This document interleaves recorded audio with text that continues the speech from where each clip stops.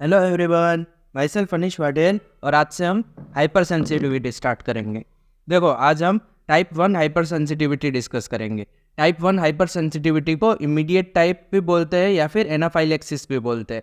ये हमने basically last lecture में हाइपर सेंसिटिविटी का क्लासिफिकेशन देखा था, उसमें भी डिस्कस किया था। तो देखो, टाइप 1 हाइपर सेंसिटिविटी में क्या होता है, ये जो एंटीजन है ना, वो या तो एलर्जन होगा या फिर पैरासाइट होगा।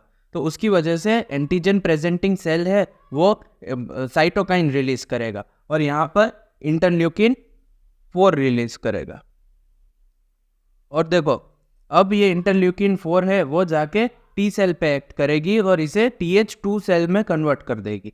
और TH2 सेल है वो फर्दर साइटोकाइंस रिलीज करेंगे, वो है इंटरल्यूकिन 4, फिर इंटरल्यूकिन 5 और इंटरल्यूकिन 13। अब देखो, ये साइटोकाइंस की वजह से कौन कौन से फीचर्स हमको देखने को मिलेंगे, यही हम इस टाइप 1 हाइपर सेंसिटिविटी में डिस्कस करेंगे। देखो, सबसे पहले इंटरल्यूकिन 4 की बात करते हैं। इंटरल्यूकिन 4 है वो बी सेल्स को जाके एक्टिवेट कर देगी। और हमने लास्ट टू लास्ट लेक्चर में भी देखा था कि बी सेल का काम होता है इम्यूनोग्लोबिन्स को रिलीज करना, फॉर्म करना। तो बी सेल है वो IgE रिलीज कर देगा और ये IgE है उसके FC रिसेप्टर होगा, मास्ट सेल पे प्रेजेंट होगा, वहाँ पर ये IgE जाके बाइंड कर देगी, बाइंड कर जाएगी। देखो, ऐसे IgE जाके FC रिसेप्टर ऑफ IgE पे बाइंड कर जाएगी। अब देखो, इसका काम क्या है, जैसे ही IgE FC receptor of IgE पे आके बाइंड करेगी ना, तो मास्ट सेल में हिस्टामिन होगा, वो कुछ सम पार्ट है हिस्टामिन का वो बाहर रिलीज आउट हो जाएगा। Some part of histamine is released out. ठीक है, देखो ये फर्स्ट टाइम है, फर्स्ट टाइम एक्सपोजर है एलर्जन का या पैरासाइट का, उसमें कोई प्रॉब्लम नहीं हुई क्योंकि कुछ पार्ट ही हिस्टामिन का रिलीज आउट हुआ है। पर देखो, ये अगर बार बार होता रहेगा तो प्रॉब्लम कॉज करेगा। क्या प्रॉब्लम कॉज करेगा वो देखते हैं हम। ठीक है, अभी के लिए इतना समझो कि इंटरल्यूकिन 4 की वजह से बी सेल्स एक्टिवेट हुए और बी सेल्स ने इम्यूनोग्लोबिन E को रिलीज किया। अब IgE है वो FC रिसेप्टर ऑफ IgE पे जाके बाइंड कर जाएगी, जो कि मास्ट सेल पे प्रेजेंट होगा। और मास्ट सेल्स में से हिस्टामिन, कुछ part of histamine release out हो जाएगा, मतलब लीक आउट हो जाएगा। अब देखो, अब सेकेंड टाइम एक्सपोजर हुआ, तो जब फर्स्ट टाइम एक्सपोजर हुआ था तो बी सेल्स एक्टिवेट हुए थे। अब ये बी सेल्स ने मेमोरी बी सेल्स भी फॉर्म कर लिए होंगे ताकि दूसरी बार एक्सपोजर हो तब डायरेक्टली अटैक कर सके उसके लिए।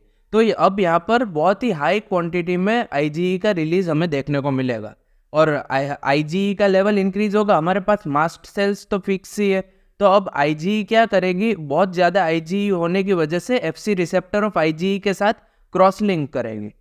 देखो, क्रॉस लिंक का मतलब क्या होता है, यहाँ पर जाके एकदम फिक्स हो जाएगी, ऐसे एकदम फिक्स हो जाएगी। और इसके फिक्स होने की वजह से क्या होगा कि इसमें मास्ट सेल्स में जितने भी हिस्टामिन होगा ना, वो सारा का सारा हिस्टामिन बाहर लीक आउट कर जाएगा। और आपको पता ही है, मैंने इन्फ्लामेशन में भी डिस्कस किया था कि हिस्टामिन है वो इन्फ्लामेटरी मीडिएटर है। तो अब बहुत ज़्यादा हिस्टामिन का लेवल इंक्रीज देखने को मिलेगा क्योंकि सारा का सारा हिस्टामिन बाहर रिलीज आउट हो चुका है। तो हिस्टामिन क्या क्या कॉज करता है, एक वेजोडाइलेशन कॉज करेगा, वेस्कुलर परमिएबिलिटी इंक्रीज करेगा और ब्रोंकोकंस्ट्रिक्शन करेगा। देखो, ये तो नॉर्मली पैथोलॉजी की बात हुई, पर हमें क्लिनिकल क्या क्या देखने को मिलेगा। वेजोडाइलेशन की वजह से फ्लशिंग देखने को मिलेगी, पूरा फेस है ना एकदम रेड देखने को मिलेगा हमें, वो वेजोडाइलेशन की वजह से होगा, जिसके लिए एक टर्म यूज करते हैं हम, फ्लशिंग। फिर वेस्कुलर परमिएबिलिटी इंक्रीज होगी तो ऑब्वियसली इडीमा देखने को मिलेगा और ब्रोंकोकंस्ट्रिक्शन की वजह से रेस्पिरेटरी डिस्ट्रेस देखने को मिलेगा। ठीक है, तो देखो पेशेंट क्या कंप्लेन करेगा कि उसको एकदम फेस देखोगे ना पेशेंट का तो एकदम रेड हो चुका होगा और उसका ट्रेकिया वाला रीजन होगा ना, उसमें बहुत ज़्यादा स्वेलिंग देखने को मिलेगी और पेशेंट को ब्रीदिंग करने में भी प्रॉब्लम होगी।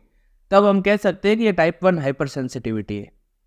अब देखो, ये जो मास्ट सेल्स है वो पहले से ही एक्टिवेटेड थे क्योंकि वहाँ पर पहले भी IgE था और वो आके बाइंड कर गया था, पर अब एक्टिवेटेड मास्ट सेल्स पे और ज़्यादा IgE आके बाइंड कर गया, उसकी वजह से सारा का सारा हिस्टामिन रिलीज आउट हो गया और हिस्टामिन बहुत ज़्यादा रिलीज आउट हो जाएगा तो उसकी वजह से ये सारे फैक्टर्स हमको देखने को मिलेंगे। अब देखो मास्ट सेल की सरफेस पे ऑब्वियसली फॉस्फोलिपिड तो प्रेजेंट ही होगा, और फॉस्फोलिपिड है वहाँ पर एक एंजाइम फॉस्फोलाइपेज A2 एक्ट करेगी और उसे एराकिडोनिक एसिड में कन्वर्ट कर देगी। और देखो ये पूरा एराकिडोनिक एसिड मेटाबोलाइट्स मैंने मीडिएटर्स ऑफ इन्फ्लामेशन में भी कवर कर दिया है, पर अभी के लिए जितना हमारा काम का है ना उतना ही मैंने लिखा है। देखो यहाँ पर मेन है प्रोस्टाग्लैंडिन D2। प्रोस्टाग्लैंडिन D2 है वो सारे के सारे फीचर्स सेम ही करेगा हिस्टामिन की तरह। वेजोडाइलेशन भी होगी, वेस्कुलर परमिएबिलिटी भी इंक्रीज होगी और ब्रोंकोकंस्ट्रिक्शन भी होगा, ठीक है। और देखो लाइपोक्सिजनेस पाथवे में LTC4 और LTD4 ये मोस्ट पोटेंट ब्रोंकोकंस्ट्रिक्टर है, ये ब्रोंकोकंस्ट्रिक्शन को और ज़्यादा कर देंगे, मोस्ट पोटेंट ब्रोंकोकंस्ट्रिक्टर है। तो देखो अब इसकी वजह से क्या होगा, रेस्पिरेटरी डिस्ट्रेस है वो और ज़्यादा इंक्रीज होगा और सिचुएशन और ज़्यादा वर्सन होती चली जाएगी। देखो पहले तो हिस्टामिन सारा का सारा रिलीज आउट हो चुका था, उसकी वजह से ब्रोंकोकंस्ट्रिक्शन हमें देखने को मिला था। उसकी वजह से एक तो पहले से ही रेस्पिरेटरी डिस्ट्रेस था और अब ल्यूकोट्राइन C4 और D4 इनकी वजह से और ज़्यादा रेस्पिरेटरी डिस्ट्रेस देखने को मिलेगा। मतलब सिचुएशन बहुत ही ख़राब तरीके से वर्स होती चली जाएगी, ठीक है। ये रिपीटेड एक्सपोजर का। पर अब देखो ये सारी चीज़ें तुरंत देखने को मिल जाएगी, पर अब 2 घंटे हो चुके हैं, ठीक है। अब 2 घंटे के बाद क्या देखने को मिलेगा, लेट फेज देखने को मिलेगा। देखो ये immediate type of hyper sensitivity है, पर इसका भी एक लेट फेज होता है। इसमें लेट फेज में क्या होता है, अभी तक हमने जितना पढ़ा ना वो सब इंटरल्यूकिन 4 के थ्रू हुआ था। अब इंटरल्यूकिन 5 और 13 लेट फेज में आएंगे। इंटरल्यूकिन 5 की वजह से इयोसिनोफिल्स का लेवल इंक्रीज देखने को मिलेगा, और इयोसिनोफिल से वो 2 टाइप के प्रोटीन्स का फॉर्मेशन करेंगे, वो है मेजर बेसिक प्रोटीन्स और इयोसिनोफिलिक कैटायनिक प्रोटीन्स, शॉर्ट में MBP और ECP बोलते हैं, ठीक है। ये याद रखना आप खास, ये बहुत ही इंपॉर्टेंट है, मेजर बेसिक प्रोटीन्स और इयोसिनोफिलिक कैटायनिक प्रोटीन्स। ये क्या करेंगे, जो भी पैरासाइट होगा, एलर्जेन होगा, उसको डिस्ट्रॉय कर देंगे पूरी तरीके से।